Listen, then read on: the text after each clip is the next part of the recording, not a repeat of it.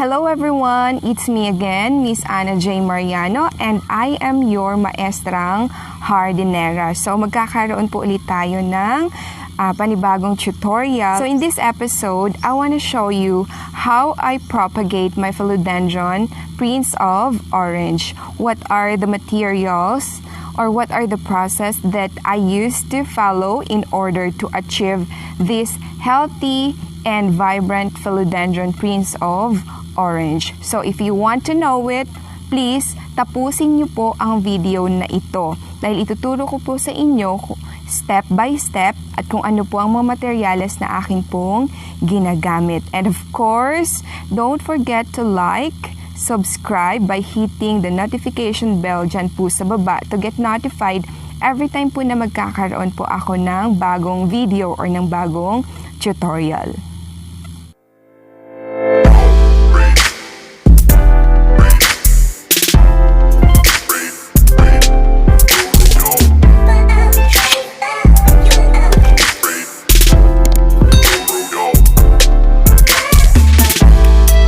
So before we continue, disclaimer lamang po tayo.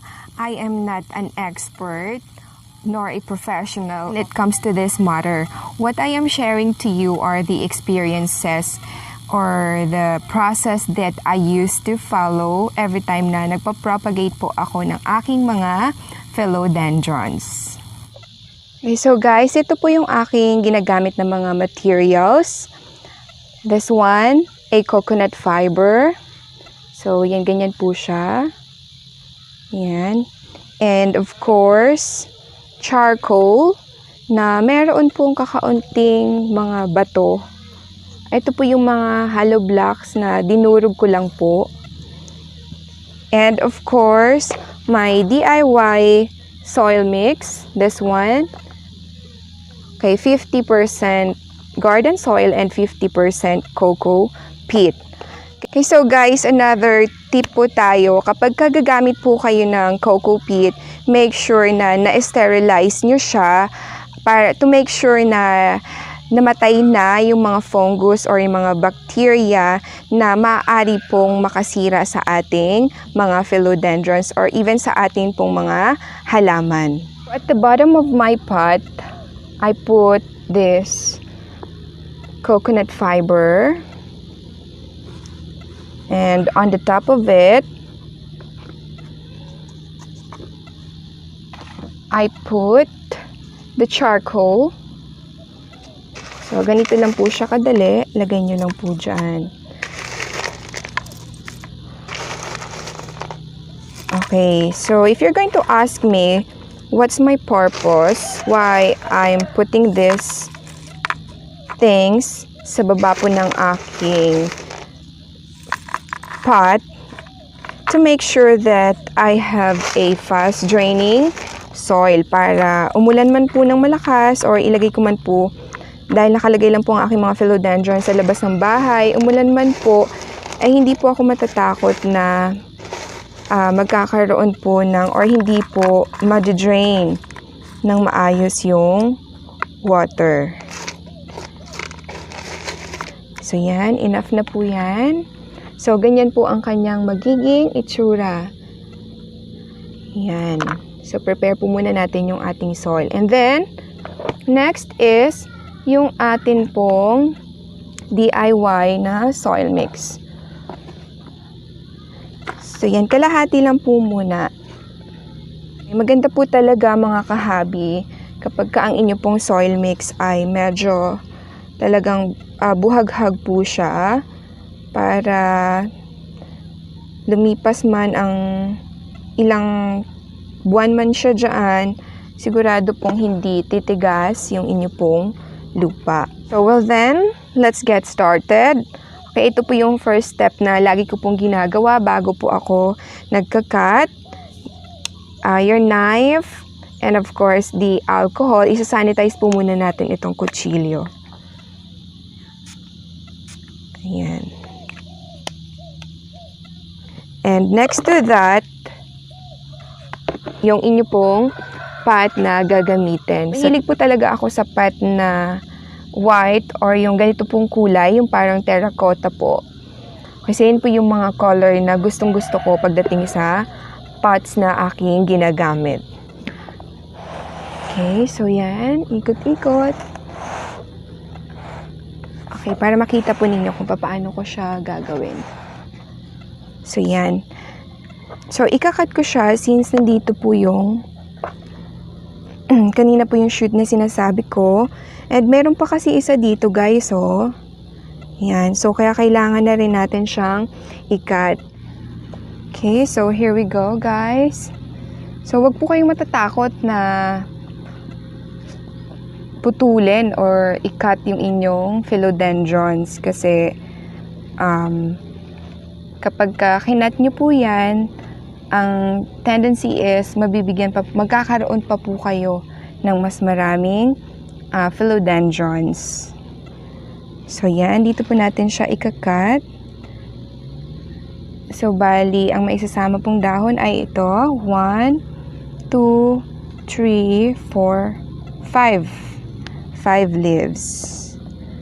So, yan. Ito na po. Dahan-dahan lang po sa pagkat. So, lagi ko pong sinasabi sa inyo guys na make sure ang inyo pong gagamitin knife ay very sharp para perfect po yung pagkakat and hindi po mahirap. And slowly but surely.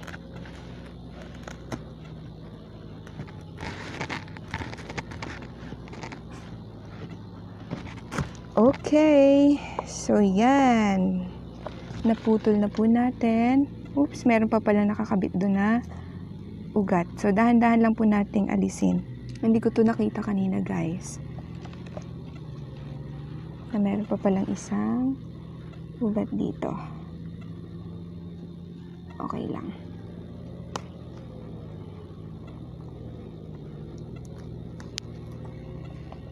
Okay. So, yan. So, nakikita nyo ba yan, guys? Ito. Oh, ayan. Ang lusog, diba? Ayan. So, same process. Ito talaga, guys, yung hindi nawawala sa akin kapag nagpupugot po ako ng aking mga philodendrons. Yan. Si cinnamon. Yan. Lagyan po natin yung kanyang sugat para mabilis mag-heal.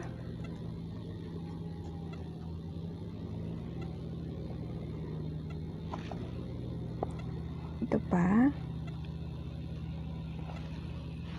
To avoid yung mga bacteria or mga fungus na maaari pong makasira sa ating top cut.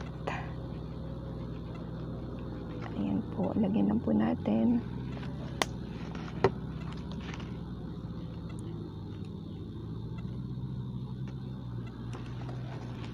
So, yan. So, meron po siyang, it has enough roots para po siya ay makapag-survive. And dito na po natin siya ilalagay sa kanyang pot. And of course, ito, aantayin po natin na magkakaroon po ng another baby. Okay, so baba na po natin siya. Actually guys, ito, kailangan na ring palitan ng soil kasi, ayan, parang makikita ko medyo ubos na, hindi na enough yung kanyang nutrients. So yan, baba lang po muna natin. Okay, ito na po ang ating Philodendron Prince of Orange na na-top cut. So guys, isa talaga na factor kung gusto po ninyo na maging beautiful or healthy and vibrant po yung inyong mga philodendron is, number 1 po talaga is yung atin pong soil mix. So napaka-importante guys na, yan, napaka-importante po na ang atin pong soil mix ay it has enough nutrients in order for your philodendrons grow healthy at mas maging vibrant po sila. Mas magiging matingkad po yung kulay. Kasi marami pong nagtatanong sa akin, bakit daw ganun katingkad yung kulay ng aking Prince of Orange na almost parang red na po yung kulay ng kanyang dahon, and hindi ko po siya ginagamitan ng mga materials para maging makintab, maging shiny yung kanyang leaves. Napaka-natural lang po. It is because sa akin po, sigurong soil mix na ginagamit po.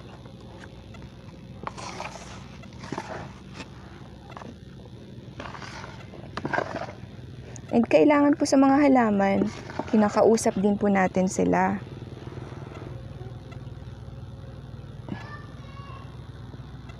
So yan. Let's add more soil. So yan, tingnan nyo guys, diba? At ang Philodendron Prince of Orange po, mga kahabi, sobrang sipag nilang magbigay ng, hindi sila tumitigil sa pagbibigay ng bagong leaves.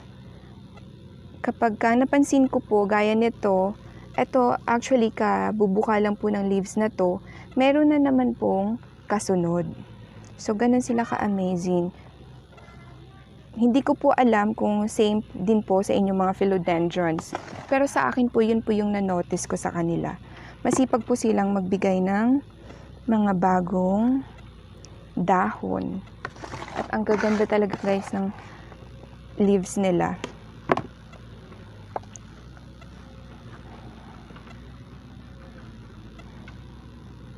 So yan. Okay, kunting pagpag lang po. So yan na guys, ang ating Philodendron Prince of Orange na galing po sa Top Cut.